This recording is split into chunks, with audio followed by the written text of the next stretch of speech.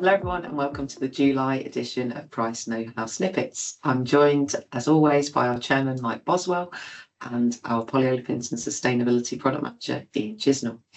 Mike's going to start us off by talking about some of the fundamentals that are likely to impact in terms of feedstock and therefore polymer prices. Over to you, Mike. Thanks, Katherine. Well, it's been an interesting time in terms of oil prices, very volatile. I'll talk also about where we started and where we ended up, but certainly there was a lot of pressure from issues in the Middle East, particularly the Israel-Iran conflict, and that certainly spiked oil prices during the course of the month. So we'll start with the traditional approach. We'll look at what happened in May and June in the comparison, and then we'll talk about where we start and where we finished up, and then we'll touch on to exchange rates. So in May, the average price per barrel for crude oil, Brent crude that is, was 63.84. That went up to 69.15 in June, an increase of $5.31. The minimum went from 60.23 in May to 64.63 in June, an increase of $4.40.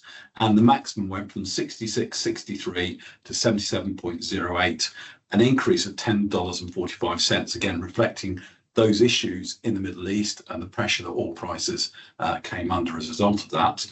Looking in terms of pounds per tonne, in May the average was £359 and 83 pence, and in June it's £384 and 20 pence, an increase of £24 and 37 pence.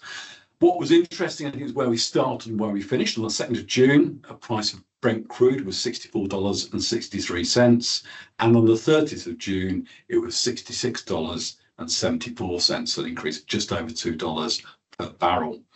Moving on to exchange rates, it was kind of an interesting story. The pound slightly weakened against the euro, so we went from 1.19 in May to 1.18 in June. There was also a story of dollar weakness as well. So in May, it was 1.34 against the pound, and in June, 1.36. I think that was really a consequence of what might be called Trumponomics, if such a thing exists, in terms of, again, perception of tariffs and the trouble resulting from those, causing concerns both about the US economy and the prospects for the global economy.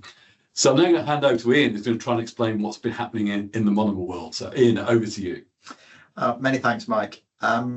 So as Mike sort of mentioned, oil prices were up on average, and that led also to a slight increase in naphtha into June. So there was an expectation that we would see some slight increases in monomers going into July in the region of sort of 10, 20 euros, excuse me. However, I think probably because availability is quite good and demand is not great, they have in fact rolled over. So C2 ethylene confirmed at 1,135 euros a tonne, and C3 propylene confirmed at 1,015 euros per metric tonne. In terms of pricing for polymers, it's broadly a rollover.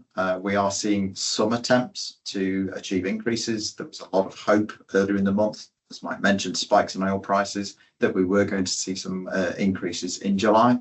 But broadly, it is a rollover, and we are seeing that in a euro sense. As Mike mentioned, the pound is slightly weaker against the euro now, and it's gone from 1.18, as Mike mentioned, and actually it's now more like 1.16 as we're sort of looking at it today. So you may well see a slight increase in a sterling sense for your polymers. It is early in the month, and there's a long way to go, and it might develop a little bit more. If you require any further information, please don't hesitate to get in touch. Thanks very much, Ian. Thank you, Mike. More info, as Ian said, will be available later in the month when we do our full Price Know-How edition. But in the meantime, if you have any questions, please get in touch with your customer service team. Thanks very much for your attention. Thank you all. Thank you.